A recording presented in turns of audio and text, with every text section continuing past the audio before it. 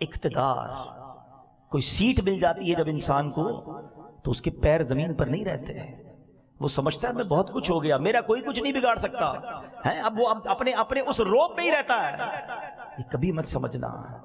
قرآن میں رب فرماتا ہے وَتُعِزُّ مَن تَشَاءُ وَتُذِلُّ مَن تَشَاءُ بِيَدِكَ الْخَيْرُ. اللہ جسے چاہے عزت دے, جسے چاہے ذلیل فرمائے. قدرت اسی کے ہاتھ میں ہے. ڈرتے رہو. اگر اللہ نے کوئی مقام دے دیا, کوئی عزت دے دی, نبی پاک کی ایک دعا یاد کر لو جس کو اللہ نے عزت دی ہے نا, مال دیا ہے, شہرت دی ہے. آقا دعا کرتے تھے اللہم انا نعوذ بک من زوال نعمتک. اے اللہ میں تجھ سے زوال نعمت سے پناہ مانگتا ہوں. یہ بنی بنائی بگڑ جاتی ہے, سالوں میں عزت مندہ بناتا ہے, ایک دن میں چلی جاتی ہے.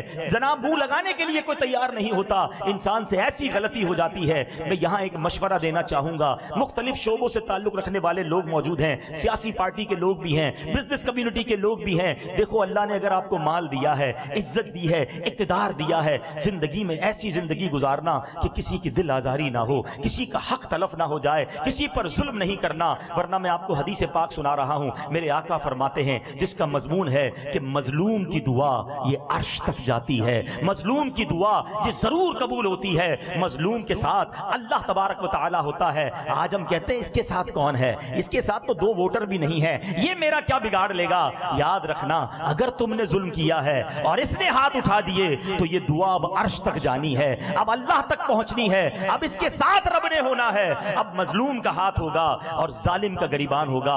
اللہ زندگی بھر مجھے اور آپ کو ظلم سے محفوظ فرمائے, حق دبانے سے محفوظ فرمائے. میرے میٹھے اسلامی بھائیوں, یہاں بہت بڑی تعداد میں لوگوں کو میں دیکھ رہا ہوں جو حقوق اللہ پورے کرتے نظر آ رہے ہیں. نمازی بھی بیٹھے ہیں, حاجی بھی بیٹھے ہیں, روزہ دار بھی بیٹھے ہیں, صدقہ خیرات کرنے والے بھی بیٹھے ہیں. دیٹس بریلینٹ, بڑی اچھی بات ہے. حقوق اللہ ضرور ادا کرنے چاہیے, مگر یاد رکھو حقوق العباد کا معاملہ مور سینسٹیو ہے.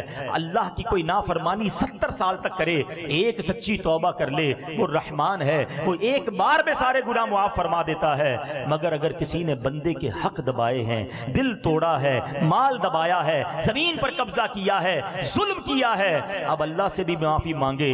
بندہ جب تک معاف نہیں کرے گا رب بھی معاف نہیں فرمائے گا. خدارہ حقوق العباد کے بارے میں زیادہ ہمیں کیور کرنا ہے, زیادہ کانشیس ہونا ہے کہ کہیں یہ حق تلفیاں ہم سے نہ ہو جائیں.